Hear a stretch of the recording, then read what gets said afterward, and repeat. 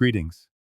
My name is Michael Davis, and I'd like to share a story with you, a chapter from my life that I won't soon forget. At 65 years old, I decided to take a quiet leap of faith, to seek a companion for the years ahead. But what began with cautious optimism soon unfolded into one of the most bewildering encounters of my life. First, a little about me. I retired 5 years ago, after more than 3 decades as a high school math teacher. My home is a quiet condo in sunny Florida, a peaceful world away from my only daughter, Sarah, who lives in New York. My wife passed away 3 years ago, and since then, the silence of my days, once a welcome respite, had slowly curdled into a profound loneliness.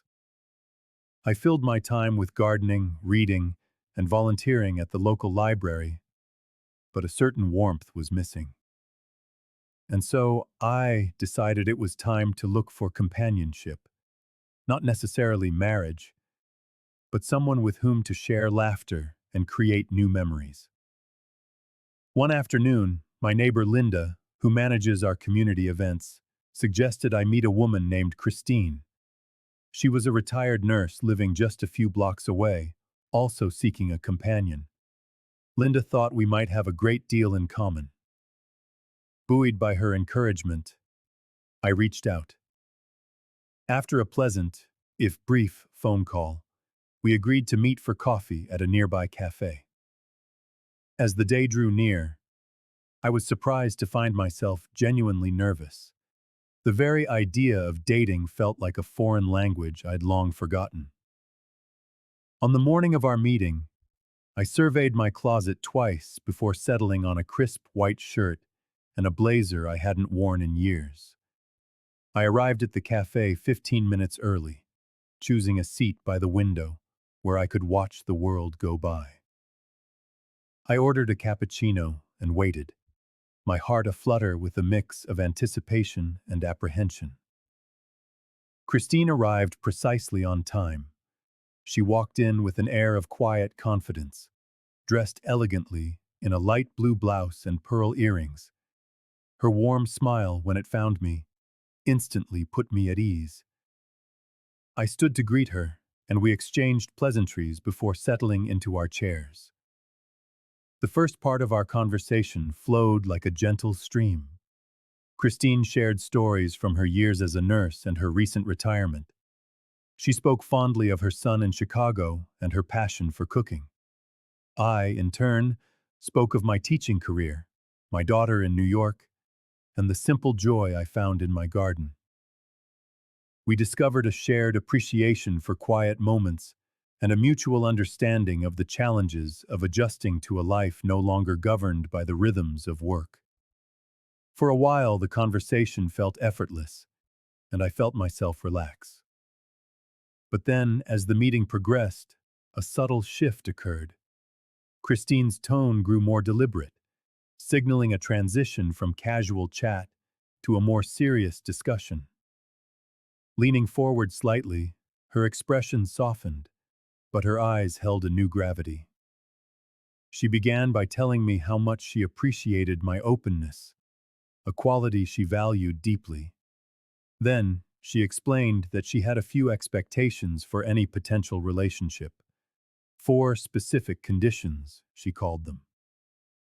At first, I found her candor refreshing. It's better to lay one's cards on the table after all.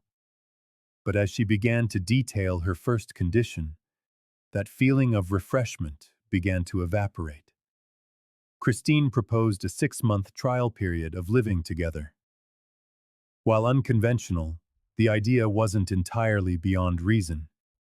But it was the next part that caught me completely off guard. To initiate this trial, she explained, she would require me to deposit $20,000 into a shared account. This, she said, would serve as a commitment deposit, a demonstration of my sincerity. If the trial didn't work out, she added, a portion of the money would be refunded, prorated for the time we had lived together. A silence fell between us, filled only by the clinking of a distant spoon against ceramic. I felt the warmth of my cappuccino cup turn cold in my hands. $20,000? The words echoed in my mind, a dissonant chord in an otherwise pleasant melody. It wasn't the amount itself, though it was certainly not insignificant. It was the principle. It felt transactional, as if sincerity could be quantified in dollar signs. I tried to keep my expression neutral, but my mind was racing. Was this her way of protecting herself? Perhaps she'd been hurt in the past, but the more I considered it, the less sense it made. A relationship, especially at our age, should be built on trust and mutual respect, not financial collateral. It felt as though she had laid a contract on the table between our coffee cups, turning an organic human connection into a business arrangement. As she continued to explain her reasoning, I found myself trying to understand her. Perhaps a past relationship had left her emotionally or financially scarred, and this was her shield. But even so, it didn't change the cold knot forming in my stomach. If trust had to be proven with a deposit, what did that say about her view of partnership? Despite my growing discomfort, I let her finish.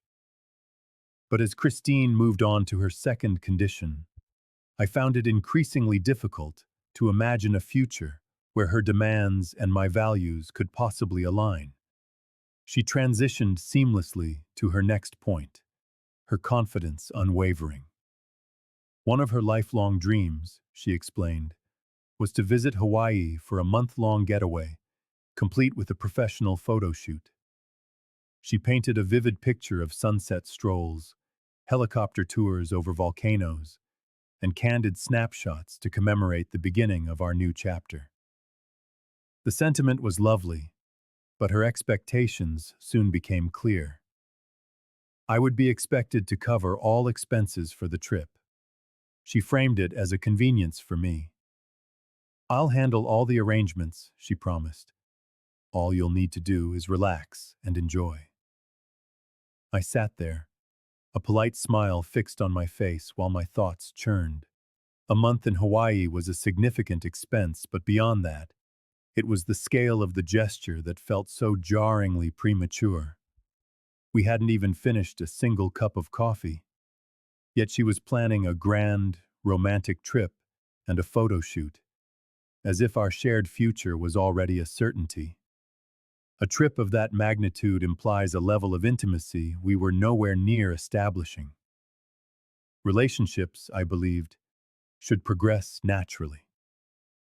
This felt like skipping to the final act without ever rehearsing the first scene.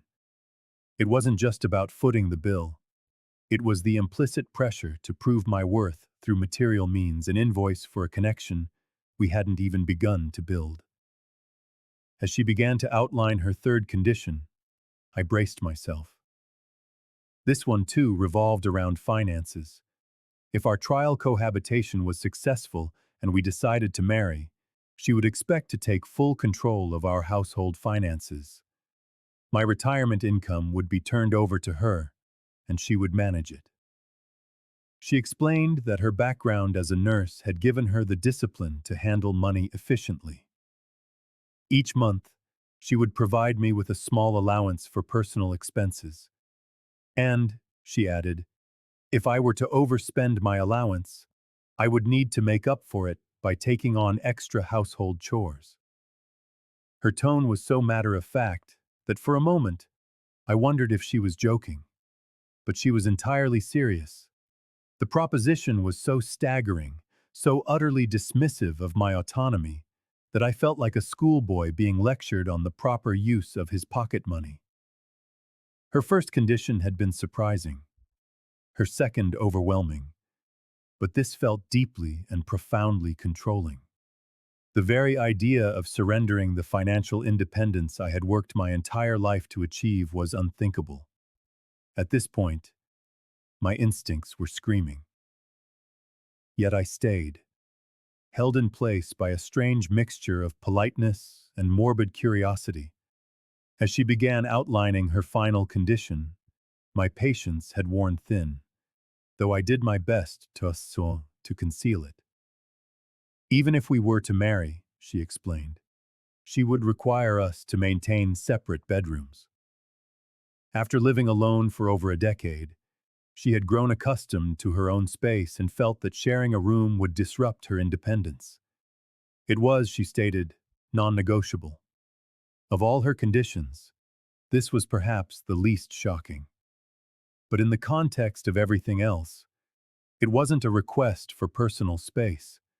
It was the final brick in a wall she had been carefully constructing between us throughout the entire conversation. Each condition was a rigid, one-sided demand, designed to benefit her with little regard for a partnership. When she finished speaking, she looked at me expectantly, awaiting my response. I took a moment, gathering my thoughts. I thanked her for her honesty, for being so clear about what she was looking for. Then, as kindly as I could, I explained that while I respected her position, I did not think I was the right person to meet her expectations. Her expression flickered from surprise to a polite professional smile. She simply nodded. I offered a polite, if slightly hollow, excuse about needing to get to an appointment, and we quickly concluded our meeting. Walking out of the café and into the afternoon sun, I felt an odd mix of relief and disappointment. Relief that I had trusted my instincts and avoided a situation that felt fundamentally wrong, but also a quiet sadness that the hope I had carried into that café had dissolved so completely. That evening, sitting on my porch with a cup of tea, I replayed the conversation. It was clearer than ever that Christine and I were worlds apart. Her conditions, perhaps born from a place of fear or past hurt, were simply incompatible with the kind of relationship I was seeking, one built on mutual kindness, trust, and understanding. The experience taught me something invaluable. It taught me that solitude is not a void to be filled at any cost, but a quiet space to be protected. And for anyone else navigating the world of relationships later in life, my advice is simple. Know your own worth, trust your instincts, and never, ever settle for anything less than a connection that brings you peace.